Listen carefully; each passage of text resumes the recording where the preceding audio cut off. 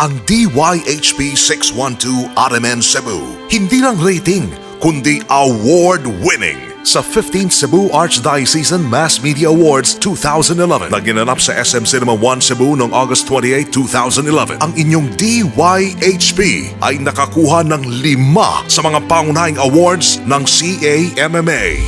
Best Radio Drama, The 15th CAMMA Best Radio Drama, Código Civil, dyHP. Kodigo Sibil ni kasamang Simeon Romarate.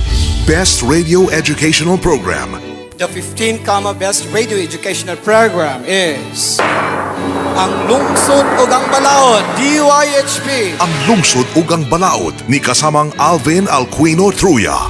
Best Radio Plug and Public Service Announcement, The 15th CAMMA Best Radio Plugs or PSA is dyHP.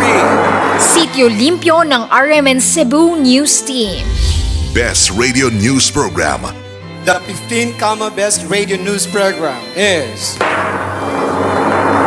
Onang Radio, Onang Balita, dyHP.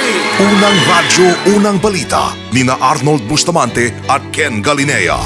Best Radio Commentary Program, The 15th CAMMA Best Radio Commentary Program is Birada, dyHP. Ang Birada na ngayon ay straight to the point ni Attorney Rufil Fernandez Banyo. Sa CAMMA, maraming salamat. Ito'y mga karangalang alay namin sa inyo mga Cebuanos na patuloy na nagtitiwala sa dyHP 612 RMN Cebu. Daghang salamat.